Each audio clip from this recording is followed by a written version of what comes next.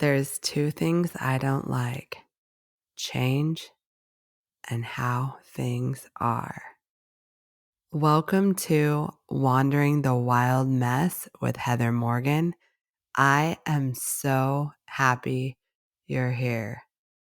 This episode, I want to kind of focus on really me at the beginning wandering the wild mess and wondering if Tennessee was going to make it all make sense for me. So I'm going to go back to looking at when all of this mess began and how I even wrapped my head around all of the things that were about to come, and talk a little bit about how much I've learned over this time that sometimes we just have to trust that the right things and people will be placed and presented to us when we need them. So I'm kind of looking back at just the last few years and how this all began. And when I think about Tennessee and how that all kind of got planted in my mind, I go back to the end of June 2022 when my separation and the change of my life all happened.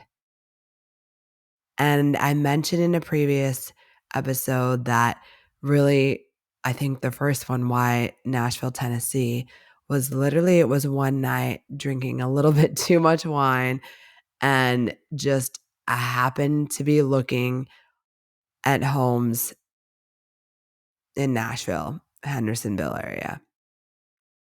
And I looked back because I had screenshotted some of them, and it was July 22nd that I was drinking wine and looking at homes.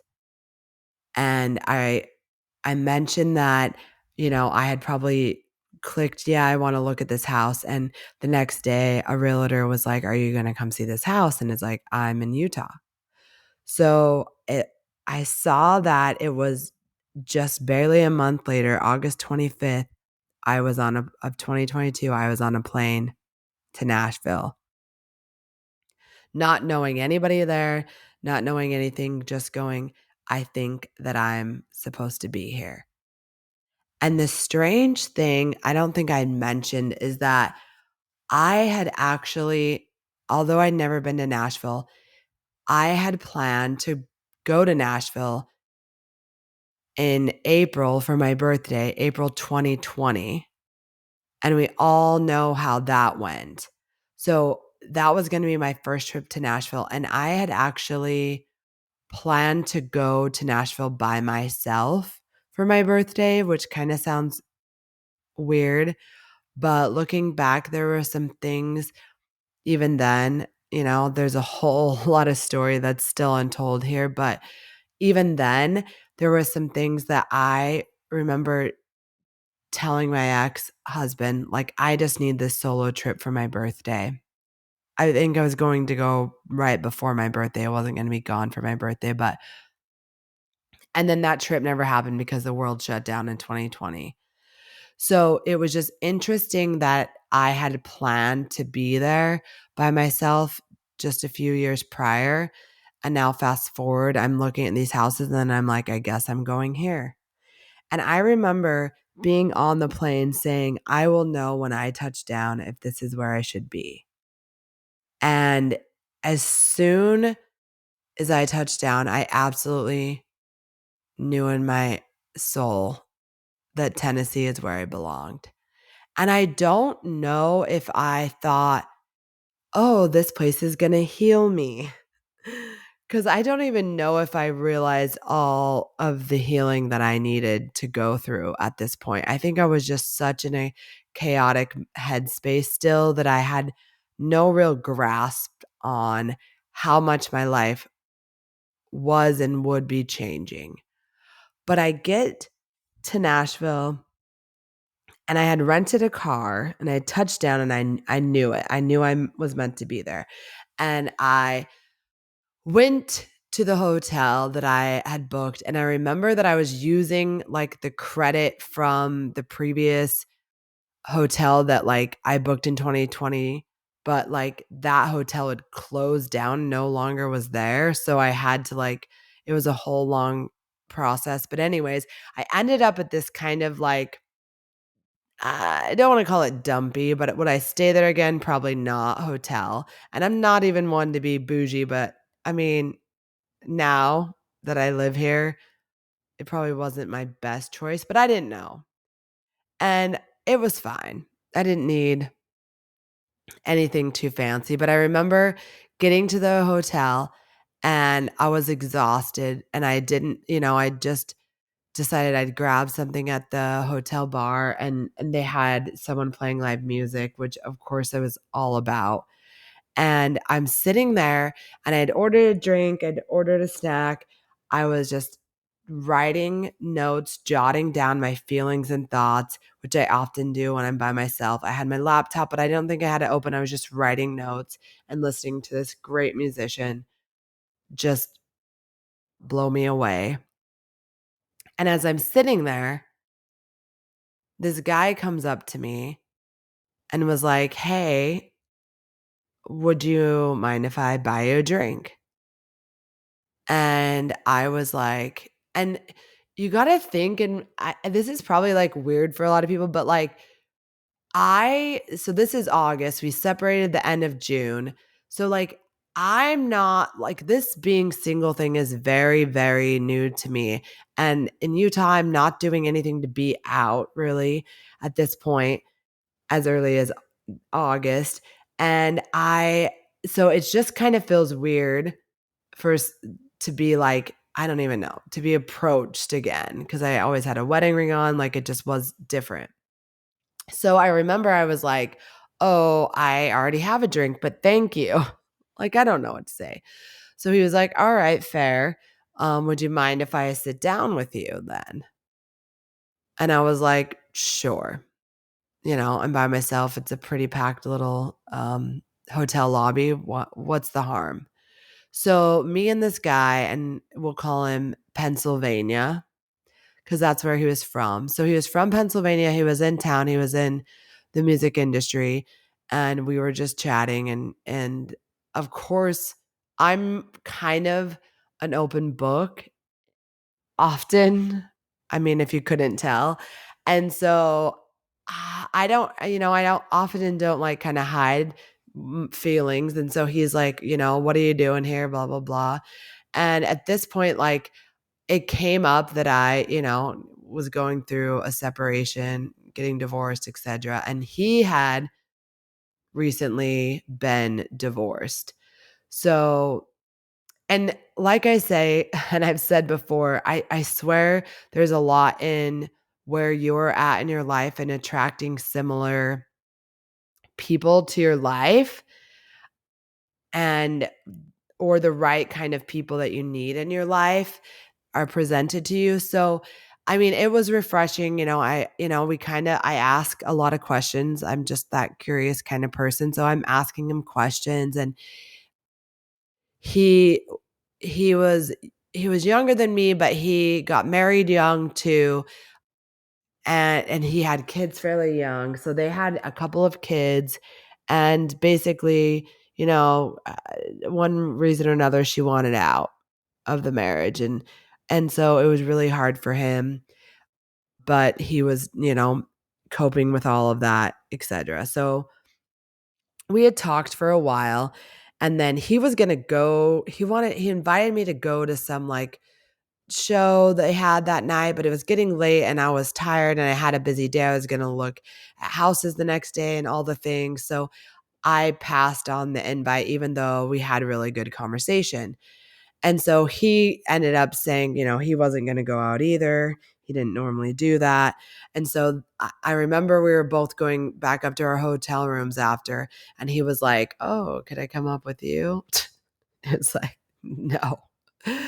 So, but he was really kind, and we went up to the elevator together. I didn't let him get off on my floor, but I did give him my phone number, and, I said, who even knows? He didn't live in Nashville, either did I, like, it was just but he was just kind of a nice person to converse with and just seemed like a good overall human. So At the time, I'm not really thinking about the purpose, and I've said this before, there's always, like, that reason, season, lifetime thing, but Mr. Pennsylvania was just there, and I didn't think much about it. So, I'll kind of keep going on my trip, but we'll come back to him because it's very interesting how things play out. But the next day, here in my head, I'm thinking, okay, I'm in Tennessee. It's going to heal me. I'm going to look at houses. All is going to be good. So I look at a few houses with my realtor just to kind of get the vibe of Hendersonville. And then that night, I ask her where I should go, and I go to Midtown and I go to Losers. And I think I mentioned that it's interesting, like Winners and Losers is my favorite bar in Nashville, but it was the first bar I went to. And it was such a crazy night when I talk about the people I met and how impactful they were. So I'd met Mr. Pennsylvania, which will come into more play. But I also am sitting there at Winners at the time, and there's people playing, and I'm sitting by myself drinking Coronas. And I had to go to the restroom, and so I got up from my table, but it's just me. So kind of leaving my table empty. I didn't want to necessarily leave a beer there, but I had like chips and salsa or something, so I just left them at the table. So I go to the restroom and I come back, and this girl's like sitting at my table, and I'm like, "Oh, okay, she probably didn't realize, like, that was my table." So I, like, go to it, but then I'm like, "Oh, it's fine, you can sit there." And she's like, "Oh, are you sitting here?" And I'm like, "Yeah," which I had kinda seen her in the back, so I, like, thought that she had seen that I was sitting there, but it was like, "Okay." And then but then I come to realize that she was there by herself too, and she probably just wanted someone to hang out with. So she was like, "Well, we can sit together." And I was like, "Yeah, we can." So her and I just start chatting it up. And she's from Dallas, and she's there for work, and we're just talking, and we're different, but we're like the same. It was weird. Like, and she had been with her boyfriend for a long time, and I was telling her I had just been divorced, and we literally just hit it off. We were like requesting all these songs to the guys that were playing. We were just having the best time. And we end up like her and I end up spending, so we're like, let's go to this other bar next door. We went to Dogwood, and because they were done playing. No, first we went to Losers after with the guys that were playing. So her and I have this great night, and she's like, let's just get a shot. We won't be too crazy. Let's just get one shot. And I had never had a green tea shot before at this time. So she's like, let's get green tea shots. And I was like, I mean, it kind of sounds healthy. I'll go for it. So we get these green tea shots. It ends up becoming a night. Like, we're at Losers. We're there all night. Like, we're getting pretty wild there. But then we end up going over to Dogwood. Then it gets like literally, and I'm saying this because I didn't go out like that in Salt Lake anymore. Like, I was like married. I wasn't like staying out at bars till 2 a.m. Like, this was like a first for me. And then I'm here with this girl from Dallas that that I just barely met. And we're just like having the best time. And we were like dancing. And I remember we met these guys from they were like in town from Arizona for like a bachelor party, or was it Colorado? Some like a west, close to Utah State. And they were in town for a bachelor party. And I remember them being like, "Oh my gosh, like you guys are like asking something like, how long have we been friends?" Like they thought we were like best friends. And we literally met like that day. And like multiple people, like we were like outside playing Jenga. Like people were thinking we were like the best of friends. And I'd literally known her for like 5 hours. And fast forward that I still remained friends with her, and we kept talking. And the same year, so like that later that year, what was it, in October or November, I went to Dallas for her 30th birthday party. She was having a big like joint birthday party with her mom was turning 50 and or 60, and her and her twin were turning 30, and I went to Dallas for her birthday after meeting her once in Nashville. Like, her and I just had a time. She had this, like, rental car. We went to brunch the next day after being out all night, and she had this, like, convertible rental car, and even though she was from Dallas, she wasn't, like, huge into country, but she sucked it up for me. So I remember, as cheesy as this is, the next day we go to brunch after a wild night, and I'm like, her name's Lauren. I love you, Lauren, if you're listening. But we go, she has this rental, and we drive down Broadway, because this is, like, my first time ever going to, like, being out like that after Morgan Wallen's Broadway Girls song came out.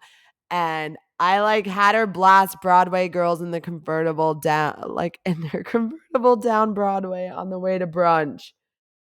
Yes, I know, queen of cringe. That is my life. But it was so fun, and she was such a trooper. She's like, "I would rather listen to, like, Post Malone." But you know what? Now he's country, so she predicted it. But anyways, so this girl, like, and I'm just saying, like, this is exactly what I needed. Like, her and I were, like, walking, like, after brunch, we're like, "Should we get tattoos?" Like, I mean, we weren't good. I couldn't do that, no. But, like, I was just, this is how life was just giving me the people that I needed to meet. So after my great time with Lauren, I'm gonna do something else kind of touristy, and I decide to go to the Grand Ole Opry, of course, because who wouldn't? So I remember it was my first time at the Opry, and I was just like, "Oh my gosh, this is so incredible." And I just went because it was, like, the timing, and I remember it was gonna be Ernest, and I had known of him, a little bit, but, like, I didn't listen to a ton of his music at the time, strangely. Like, seems wild because he's so great, but I just hadn't listened to a ton of his music at the time. And, we go, and I remember that if you've been to the Opry, like, they do the whole spiel, and it's very diverse, and there's, like, diverse in the sense that, like, it's, like, for a mixed group from old and young and all the things. So there was some older country artist I'd never even heard of, but he was great. And it was so funny because I'm sitting there, and I remember I was drinking Jack Daniels because it's my first time in Tennessee, so of course that's what I have to drink. So I'd been drinking Jack, and they weirdly, because I've been to the Opry since, and they've never done this before, but I didn't know. So this is me separated at the Opry, drinking Jack, and the guy's just talking, and he's like, "I know there's a lot of love songs, and people are always about love, but this song's gonna be a little different. So is anyone here celebrating a divorce?" And the Jack in me is like, "Woo!" Like, yes. Okay. Well, we can just count the cringe on this, but really. So I'm just like getting all like, yes. And then remember this, like, people behind me, like, these guys were like, "Good for you," and then other people were just like, "Oh my gosh, this girl here, like, really?" But it was just like, now I realize they don't normally say that, "Is anyone divorced?" But it was just what I needed, like, "It's all right, Heather." Like, people get divorced because, again, I was still battling a lot of those thoughts.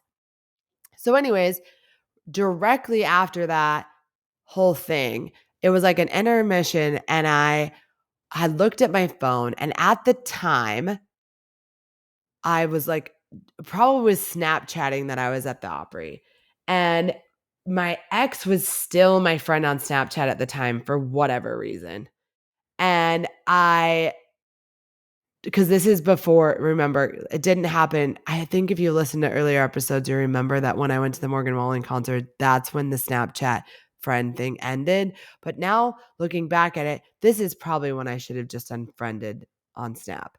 But I'm at the Opry, and I see, and while I was gone on this trip, I had been living me and my ex's house, but we had the pup, and when I was gonna be gone, I was like, "Would you wanna be at the house, watch the dog? I'll be gone, whatever." And then, of course, he was like, "Yes." So I see that he had snapped, which he rarely ever did, and I open it, and it's him and, like, pretty much all of our friends our friends, and kind of this girl that, like, we weren't really friends with, but it was random that she was there, which I couldn't care about that, but it was just weird, and then my pup, and they're all in the kitchen, like, holding it, snapping it, and he never snaps. That snap was for me to see, and it just bugged me. I don't even know why. It was probably because I already had Jack.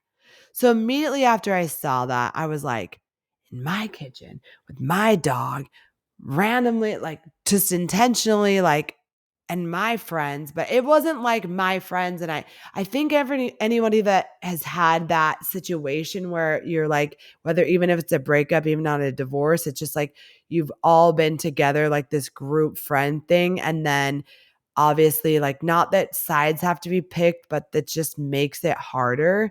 And so it was just weird. And like, I never wanted to take any of his friends. Like, those were like, his people. And, we all loved each other. We were friends for a long time. But I don't know why in the moment it just made me, I think, realize that everything was going to be different, especially if I stayed back home in Utah. So that, enticed me to get myself a Jack Double because, right, I ain't doing Jack, but drinking it. And I do that, and then I come back in, and Ernest is gonna play. So now I'm kind of annoyed with whatever, and I don't even know if it's annoyed. I'm just kinda like, I'm drinking my Jack, and then Ernest comes on. And like I said, I had known, like, the Flower Shop song, but I didn't really listen to a ton of his other stuff. Well, he played Feet Wanna Run. And I kinda started this episode by saying the lyrics of that song that say, "There's 2 things I don't like, change and how things are." And those lyrics are just so powerful and so true, and that song was really the theme of that trip for me because my heart wants to stay, but my feet wanna run. It's like your heart wanted to stay just because it didn't want change, though.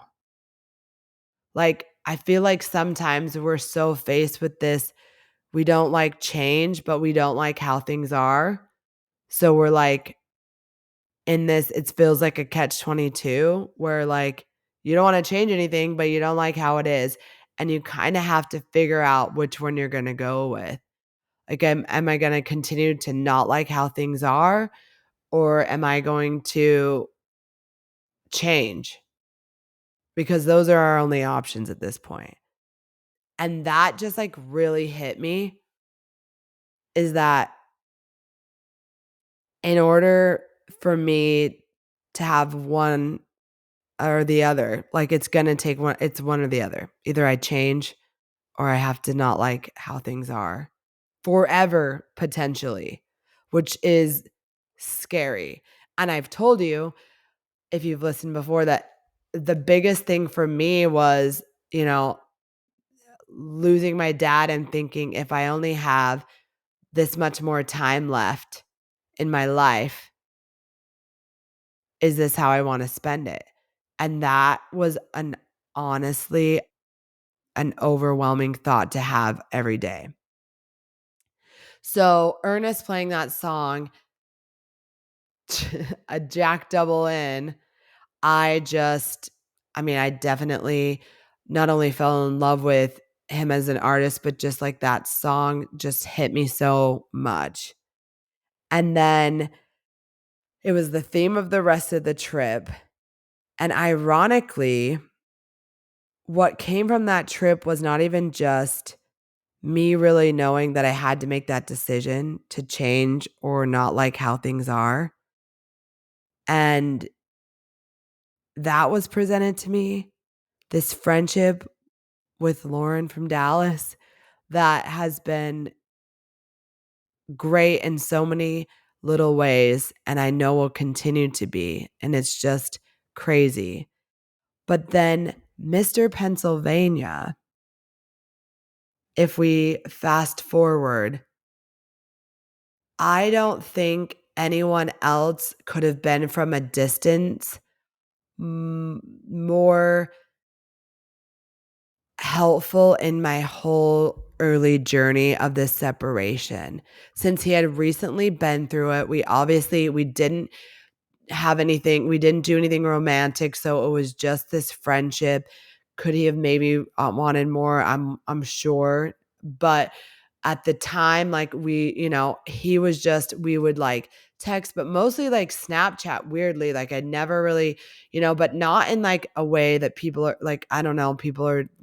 It was just like talking to each other, like almost like it was a more convenient FaceTime because you could open as you go, and just like getting through our thoughts and perspectives. And he had such an interesting perspective from the male side and the one that got left that I just needed to hear throughout. And he was just so helpful to me in so many times. I remember like Thanksgiving, my first Thanksgiving that I was alone. And I remember I had like woke up and I was like, okay, I'm going to do some yoga. I'm working out. And after I finished yoga, I just started crying. Like, and it was hard to like connect always, like when you just feel so alone. But I remember just like sending him a snap, like, what? I just worked out and now I'm crying. Like, no, no, no. And he had like went through those similar emotions like recently. And he was just like such an instrumental part of understanding where I was coming from.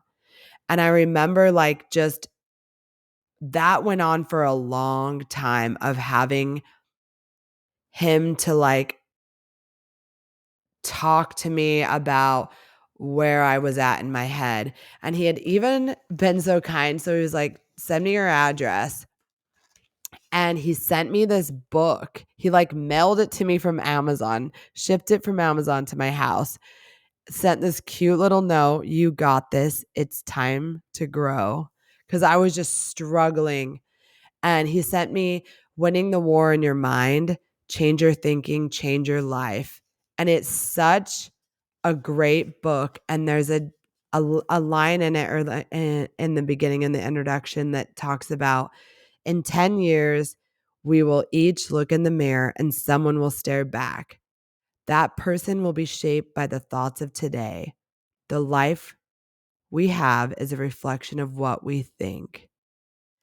And I feel like there was so much that I needed to learn from this human being that had been through this and had given himself grace and was working to give his partner grace, because obviously he had to co-parent with someone, which was a definitely a different situation with me. And it's crazy to think that that Nashville trip, my very first trip, I sit down in this hotel and I meet this man, and I kid you not, probably no one outside of like one of my best girls in Arizona, who literally dealt with so much of this with me because she had also been divorced too. Probably nobody else listened to more of just my "Ugh, I don't know what I'm doing" thoughts. And I had literally met him one time in person, and we just continuously would Snapchat.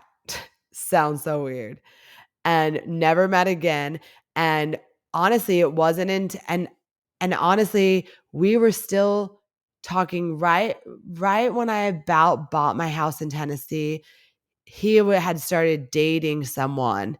And so I just knew that was disrespectful for me to like reach out in that regard. And so I think in the early stages, I kind of knew he was dating someone. And as soon as I could tell it was like getting to a good place, he was going to introduce her to the kids. It just out of I think we just mutual respect. I mean, on my part, definitely I knew he would be a respectable partner, but for me, it was like I absolutely didn't wanna disrespect. So it just fizzled. Like, we never had this, like, "Never mind, we're not gonna talk anymore, like, I have a girlfriend." It was never like that. Like, I think we just both it ran its course, and we respectfully just let it be, and I know that he was there just to help me through, to be like a genuine, caring person, but I met you for probably less than 2 hours, and you probably talked me off the ledge in my journey for, a good 10 months. So, yeah, I think when I wonder if Tennessee healed me, I think it brought me so many things that I needed to have in my life to be where I am. That trip brought me experiences that I needed to have and people that I needed to meet in order to get to a place that I could even move to Tennessee. So, yeah, Tennessee kind of healed me. I'll end this by saying that if you're in any position in your life where you're just wanting to know what direction you should be in, obviously, I'm a big trust, your intuition, trust your feelings, but be open to allowing others to be in your life. And because I do believe people are presented to you reason, season, lifetime. And if we don't open ourselves up enough to allow people to be in our lives, we can miss so many great experiences and opportunities that are meant for us. So the next time you're wondering, like, is this like this stranger sat and talked to me? Should I? Unless you're getting like fearful, energy or something like but for the most part, like usually those interactions are there to teach you something or to be there when you need it. It's like I don't know if I could have got through the things that I did without having that dialogue with Mr. Pennsylvania. It was just such a key person. And it's because he was so like-minded in the way that he would give advice but would also be brutally honest with me that I it was so necessary in my journey. And I don't know if I could have gotten that from someone that had been closer, like living here or like trying more hard to pursue me like that. Like, I think he definitely maybe saw like, was hopeful in that, but because that couldn't really be given all the circumstances and how unhealed I was and our distance and all the things, like, I think he just ended up being alright with just being there for me, whatever that looked like. And then when I started to heal and he got to a position where he met someone, it was just like it ran its course and it was exactly what it needed to be. And I look back and I'm like, I hope I did something for him. I hope that my perspective maybe made him a better partner to this girlfriend that I'm sure he's a great partner to. It's just so crazy to think about how strangers that knew each other for just hours could impact someone's healing process. So just always leave your doors open. If you know that there's things you still need to learn. And we all always have things we still need to learn. So anyways, I feel like my first trip to Nashville, Tennessee is the reason I could even be here to begin with. If it wouldn't have been that way, if I wouldn't have met the people, if I didn't have those experiences, everything could have been different. And so, yeah, Tennessee kind of did heal me. Thanks for listening to Wandering the Wild Mess with Heather Morgan. You matter.